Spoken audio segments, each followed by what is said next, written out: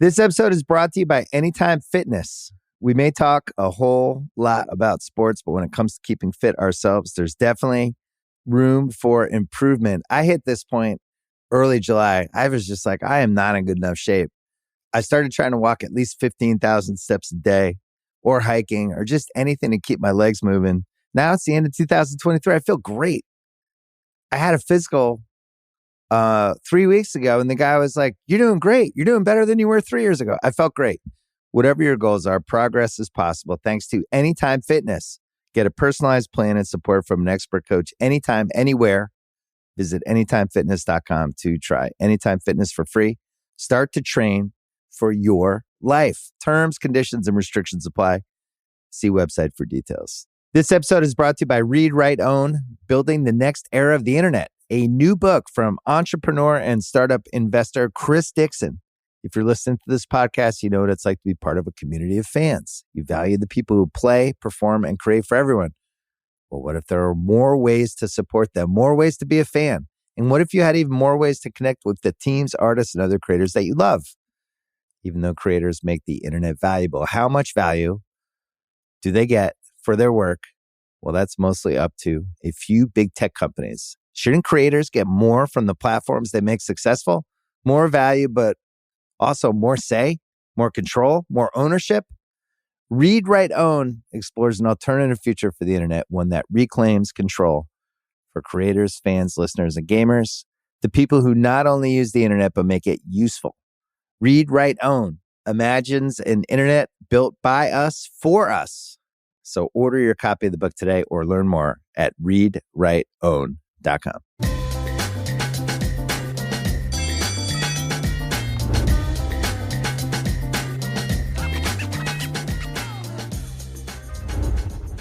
Welcome back to Through the Ringer. I'm your host, Tate Frazier, and today we got a great show. We've got the Ringer's very own Bryan Curtis coming on to join. We're going to talk about the U.S. Open happening here in Los Angeles. It's going to be a great conversation. We'll talk about LIV. We'll talk about the PGA Tour merger, whole bunch going on in the world of golf, and maybe we'll talk about, the finals a little bit as well. So now, come join us. Myself, Bryan Curtis, coming up now. All right, joining us now on Through the Ringer is the Ringer's very own Bryan Curtis, back for the second time. This is a big deal for us. And Bryan Curtis, thanks so much for coming on the show. Thank you, Tate. I'm delighted to be back a second time. Right, and it's we got a local news story. Those are the best news stories. We have the U.S. Open here in Los Angeles at LACC. You have gone there. You are a part of the media. You are covering this event. There's a lot of mystery. There's a lot of intrigue around this course and around, this week with the U.S. Open. I want to start there. You went and you saw LACC. What was your first impression when you saw the course and you saw the setup this week? Well, I love cosplaying as a golf writer. It's good. Probably need to wear a half zip today rather than the usual Curtis outfit here. We love that. I tell you, the weirdest part was you get your directions to the official media parking, and it is in the basement of this giant high-rise building. It was like I was taking a meeting rather than covering a tournament. I mean, and then you walk, and this, like LA Country Club, you walk basically through these big city streets with skyscrapers, and then all of a sudden there is a golf course and a country club.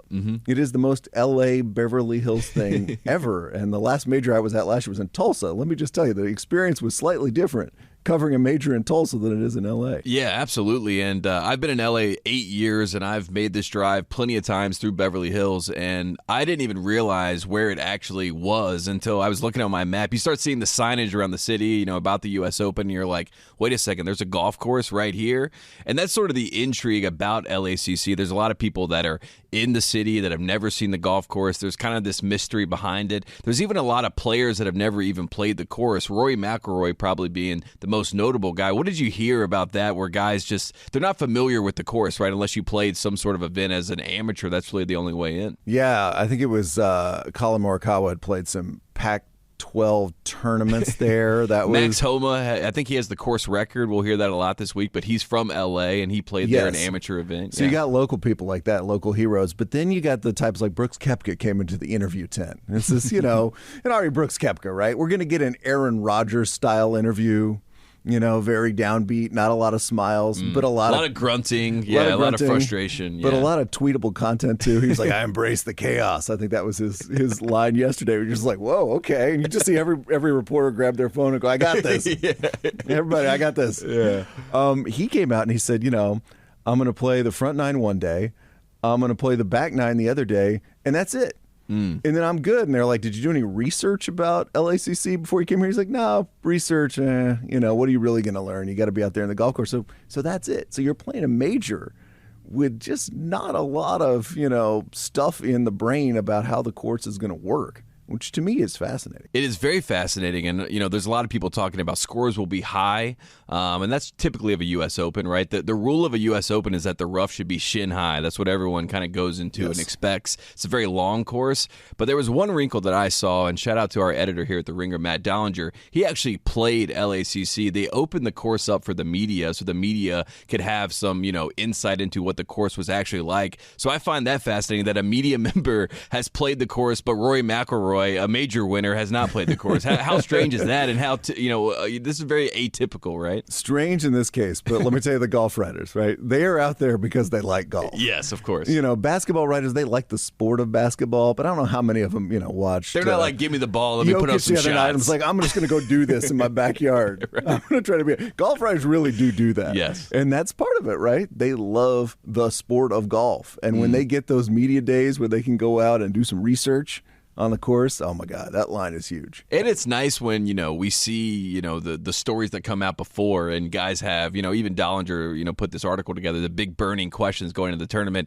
and he's talking about his round and what holes would be, an issue. And one of the fun wrinkles of this course, if you don't know about it, there are 5 par 3s. So that is like their, kind of wink, wink. That's their signature thing that they have this week. We haven't seen much of that as well. I have the props or the odds in front of me. Scottie Scheffler is the favorite at plus 600. And I just want to point out to people, Scottie Scheffler has not finished worse than 12th in a golf tournament for the last 8 months. UT's very own. Yeah, right. And we talk about Tiger Woods and the Tiger Slam and how amazing he was during that era. Scottie Scheffler has been dominant. He hasn't won as much because the putter hasn't been there, but he's one of the faces of the sport, but he's not necessarily talked about. We talk about Koepka, the LIV side. We talk about McIlroy. But what do you see in Scottie Scheffler, and what does the media see in Scottie Scheffler? That's a really interesting question because I think he is not the best interview in the tent. Mm-hmm. That was what I heard. He's the consummate nice guy, right? He's just so nice. Yeah, but there's nice and then there's bland nice, right? Rory McIlroy is nice and can be giving, right? John Rahm, who I said in his interview today, was fantastic. Everybody got fed by John Rahm interview. Here's some color about what happened when I heard the LIV-PGA announcement. My phone was blowing up. I put my phone in the drawer. Like, he was giving all that, and let me give you each hole by hole, give you a little something here. He was feeding everybody. And I think when you don't feed the media in quite the same way, your reputation just is a little different. Yeah, it's a little different, and you don't get the same coverage that you might get. And Rahm is a perfect example because when he came over originally, right, he had the nickname Rambo. He's this Spanish guy. Sergio Garcia was kind of the face of the, Spain for a while, and he wasn't, much maligned, right? Not a lot of people were pulling for him until he wins his Masters.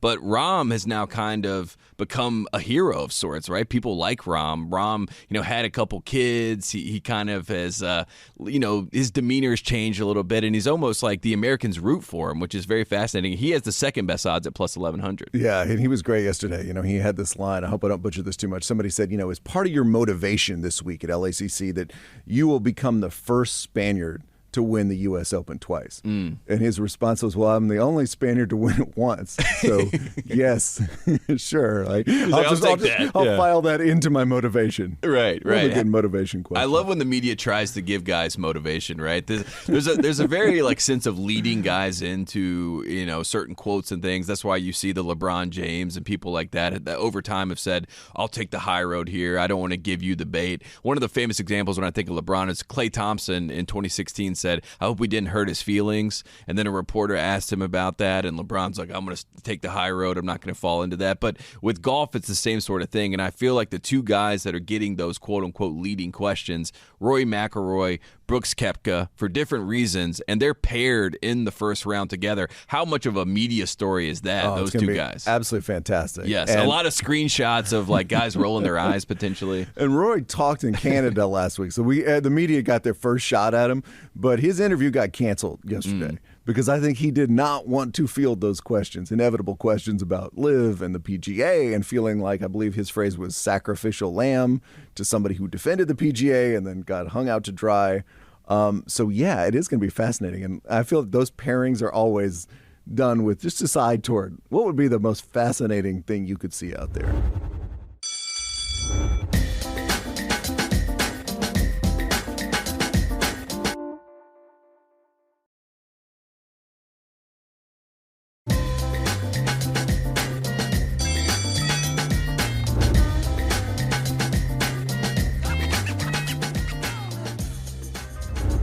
Is there a world in which, and like you said, Roy, I mean, he stuck his neck out. He was basically the face of the PGA, sort of. We are above the money of the LIV Tour. We are better than that. We're going to rely on tradition. We've seen, Jack Nicklaus, right, come out and say, I don't even acknowledge guys like Brooks Koepka, who just won a PGA championship, right? All these guys were kind of taking the holier-than-thou approach about the PGA. And now we have a merger that was announced.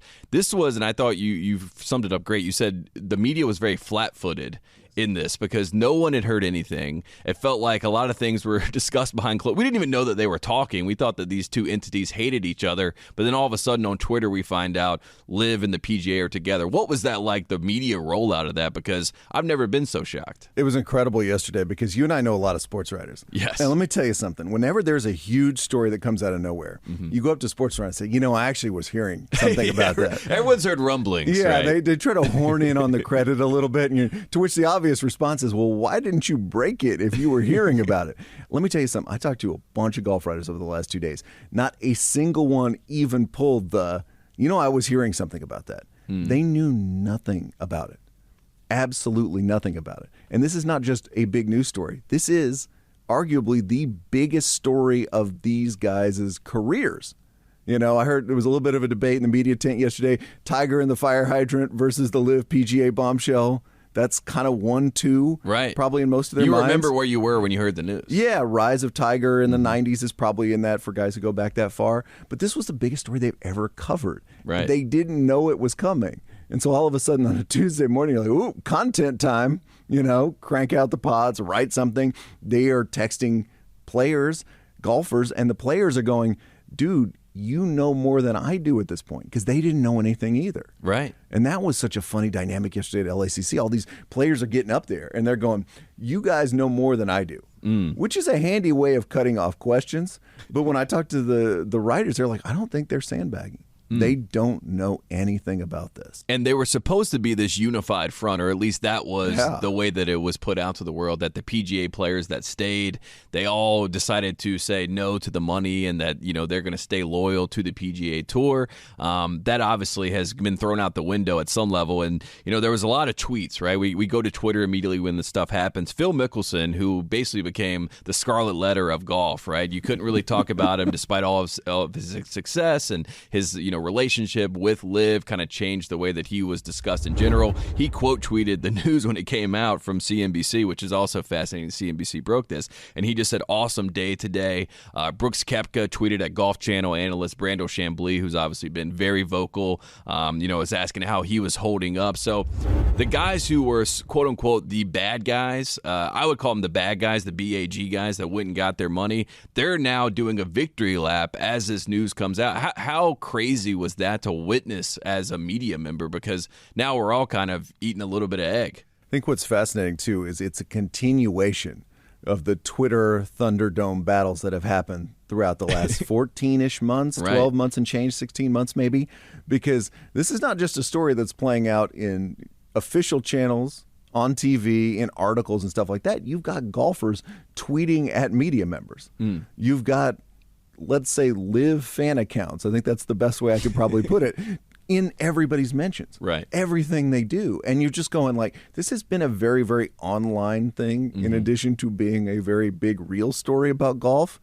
And I felt when I saw those tweets, especially Phil's, because let's say Phil has been fairly online throughout this process, that was kind of the nice capstone, because it's like, this has all been playing out on Twitter too. Yeah, and he's kind of one of the ones, he and Greg Norman, I felt like they both were on the front lines of let me destroy my legacy right in front of the world. And now it seems like people were trying to walk things back a little bit. I mean, there was never a world in which Greg Norman and Jay Monahan felt like they would be in a room shaking hands and being hunky-dory about things. But now Jay Monahan is going to be it is reported will be the CEO of whatever this new entity looks like. But a lot of things are still being ironed out. Why did they have to get this story out? Because it was that it was going to get leaked eventually and they had to get ahead of it? Because nothing is set in stone as of now, right? That's the thinking.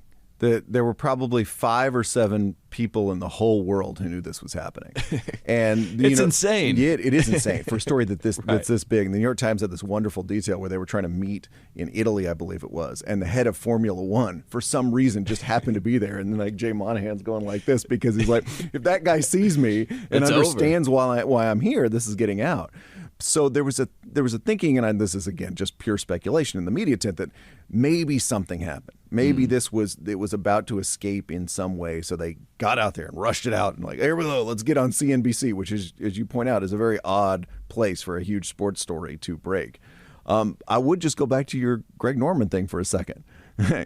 Greg Norman is not actually in the room shaking hands with Jay Monahan because from all the reporting we've read, it's not clear Greg Norman was really in on the high levels of this deal. Right. Did he? Yeah, he didn't even know much about what was going on. Yeah. Right? So that also sets him up to, is he even a part of LIV, or does LIV even exist moving forward? Cam Smith was asked about that. I think that's the biggest unknown quantity right now. Because there's 2 modes of thinking there. There's one that LIV was always going to be this way that the public investment fund was getting into golf, right? Let's create this thing. And now we did it. We realized our goal to some extent. So we don't need this Trojan horse anymore. I didn't take enough classical civ classes at UT to understand what happened to the Trojan horse after the soldiers got out. Did they keep the Trojan horse in the town square? Yeah. They did dismantle it, so let's not quite go there.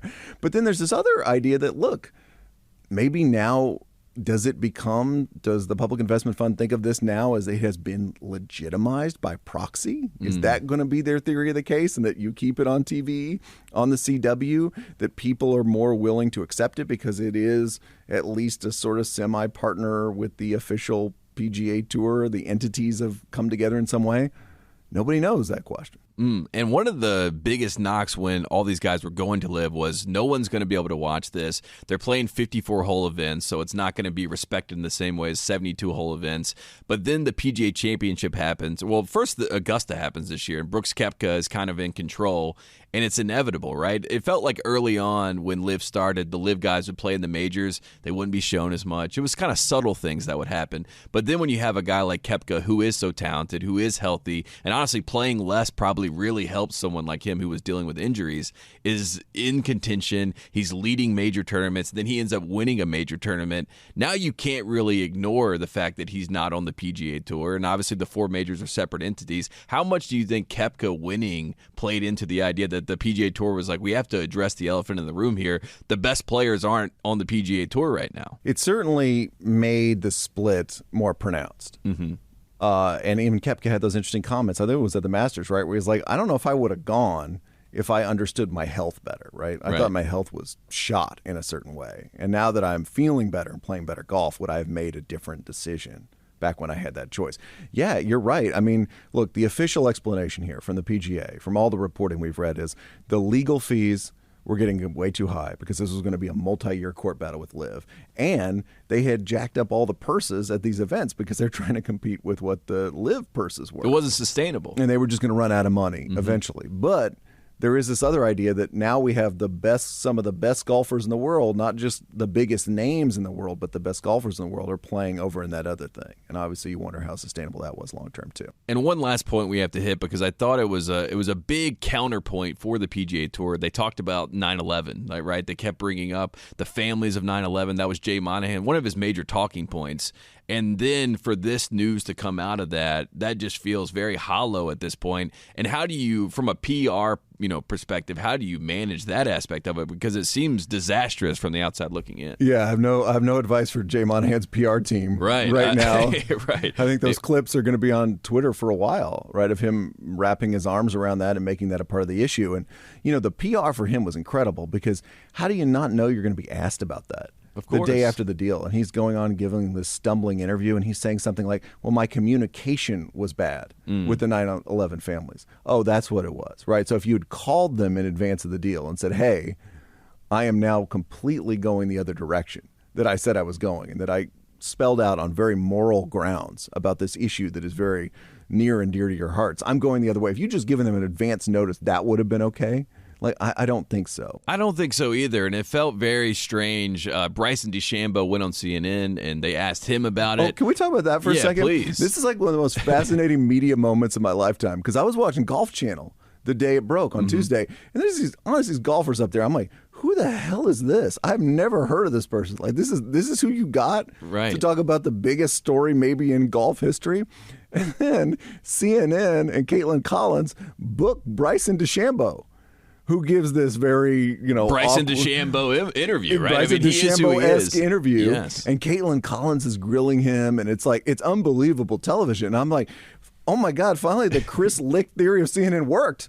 Chris Licht was gone, right? But it worked one time, and it was with Bryson DeChambeau getting booked on a primetime show and just sort of fumbling his way through all these questions. It was unbelievable. And in his mind, he probably would say it was like gotcha journalism, but at the same time, what did he expect going into that interview? You know what I mean? I think that's been the shocking part too. And there's obviously going to be this, jealousy, whatever word you want to call it, from the guys who stayed loyal and the LIV guys, especially if they all just come back together on the same tour. But a lot of guys got paydays. Then there's this whole conversation. Well, did they get this money up front? Was it promised over time? And then if you're the CW, right, who made a deal with LIV to air these tournaments, right? If LIV doesn't exist, I mean, I know it was kind of like a profit-sharing model in general, but that also is a bad look for everybody involved, and I feel bad for the CW. Yeah, and then that's an interesting part of this too, right? It's like broadcast partners. Most broadcast partners, it was a big stay away. Like, nope. I mean, LIV was looking. They're basically blackballed anywhere they could for a deal, and finally winds up on the CW. And this was another thing. Like, broadcast partners going to be interested in LIV now? Let's say it continues. I don't know. It's kind of hard for me to believe that would be the case, but we'll see. And if the PGA, if the new entity, right? I mean, what happens with advertisers and broadcast partners and things like that moving forward if they know they're implicated? And how much does that change this whole history of the tour and things like that? It's going to be fascinating. And I feel like the old guard, the new guard, anyone who's a fan of golf, there's going to be a lot of conversations and they're going to be very nuanced. And I feel like Jay Monahan might be the person who gets a lot of the brunt of the blame here. And maybe Koepka and Rory can somehow come together, because the players, I hope they can find some way to get unified because it's good for the sport. My partner, David Shoemaker, on the Press Box podcast brought up a really interesting question the other day, which is like, how much right now should we be concentrating on Jay Monahan's hypocrisy on those Twitter clips you reference? And how much should we be concentrating on what this is, what the PGA Tour has done, what it's going to be like to be a fan of the sport or cover the sport going forward? And I think the latter is probably where our minds should go now. Yeah. Right, at some point. I mean, it's totally fine to make fun of Jay Monahan. In fact, I encourage that. But I think there is this point at which you have to say, what is it going to mean to be a fan of this sport? What is it going to mean for the golfers now who stayed with the PGA, find themselves in this very different arrangement? What, from my point of view, is it going to be like to cover this sport? Because all of us sports writers are promoting the thing we cover to some extent. Even if we're asking tough questions, doing our due diligence as journalists, we're promoting it by giving it attention.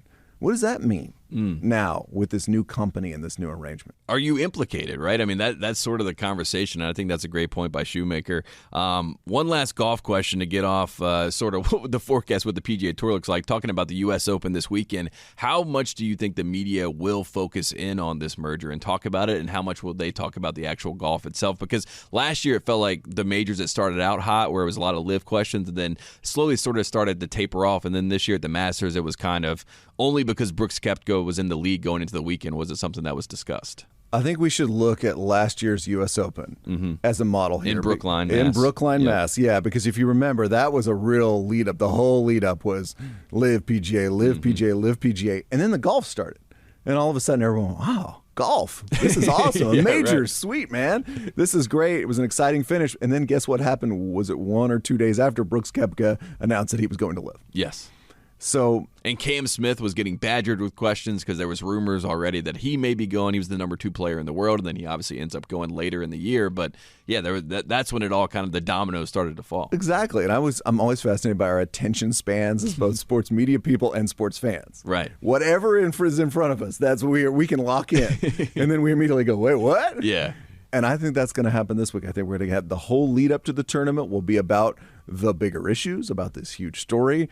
I think when they play golf, a lot of it will be about golf. Again, depending on who wins, depending who's on the lead. And then, come Monday, there's more stuff to discover. The story's not over yet, and our necks are going to be craning around, and we're going to be right back where we started. And I think from a media perspective, if you just had to kind of cherry pick what would be the best case scenario for the coverage of this weekend, it feels like Max Homa playing at home. There's a lot of puns there with the home and the Homa, and he has the course record, and he's trying to win his first major, and it just feels like Max Homa is such a fun-loving guy in general, and he's kind of endeared himself to the public, especially online. If he plays well, is in the lead, then the stories will be more about him because he's such a great character. And that probably, if I had to guess what would be best case scenario, it would be that. If it comes down to Rory, Koepka, they're going back and forth, that would be great too. Fantastic. Right. So, I mean, there's some options that would keep us focused on the golf, which would be nice. You're a little sad we don't have Jim Nantz this week, so we don't get a welcome Homa when he putts in at 18.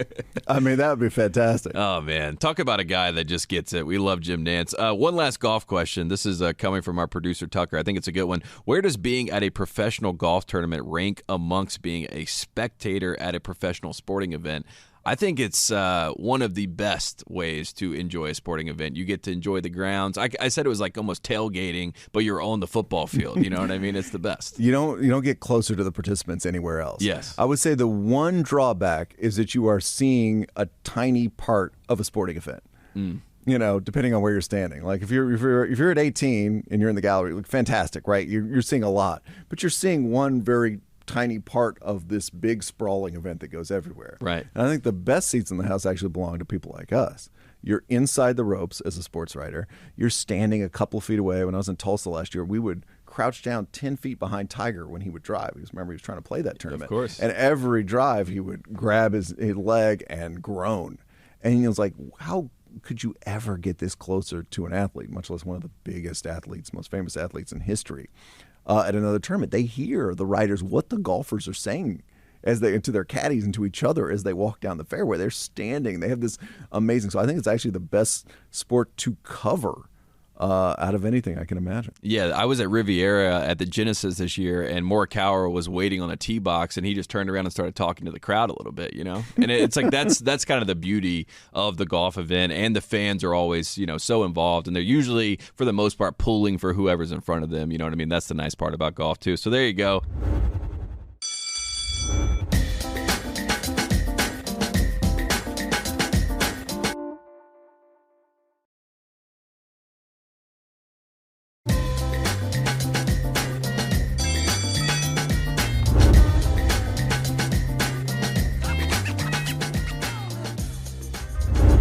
One last thing I wanted to ask you, just as far as coverage, I think this is fascinating. We're talking about the U.S. Open, so it's obviously a little bit nationalistic there. But in terms of what's ahead and looking at the stars in American sports, we got Messi coming to Miami. We got Victor Wembanyama about to be the number 1 pick coming from France. Both those guys are coming over here. How do you think those two guys will end up in the zeitgeist, right, in American sports coverage? Do you think they're going to immediately shoot to the top, or are they going to kind of find their footing a little bit? That's a really interesting question. I would think they'd be close to the top. Wembanyama benefits from being, sucked into the NBA media machine. Right. Yeah, and we've heard about him for a year, right? There it is, right? Like, he's here, right? Like, there's going to be no shortage of coverage at this place or any other place about him. Messi was interesting, too, because he just is has this amazing resonance on the world stage. Here, too, right? But in that case, it feels like you're kind of translating something from one sort of place to another. And Americans, we've seen international soccer stars come over here before, and Ibrahimovic, Beckham, Rooney, and it's a big Henry. It's a big deal, but it sort of plays differently because it's just the way soccer fandom sort of plays out here. But yeah, so that it's a fascinating question. I think the Wemby thing to me has already started, right?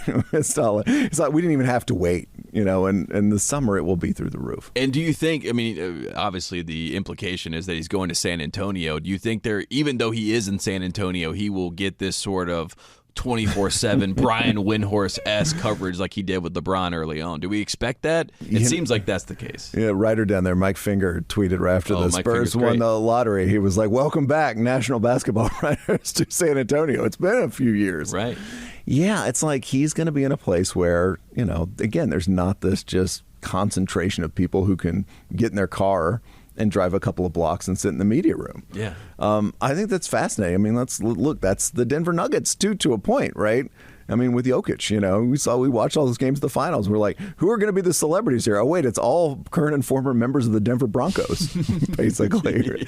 And Russell Wilson, who somehow shoehorned his way in already. But sometimes that, if you're a young star, is the best place to be, because you're dealing with a different sort of set of media expectations night to night. It's not like you're in obscurity. I mean, everybody's going to be watching his games, his league pass, all that stuff. But you're just questions you face, the media horde you are looking out at from the podium.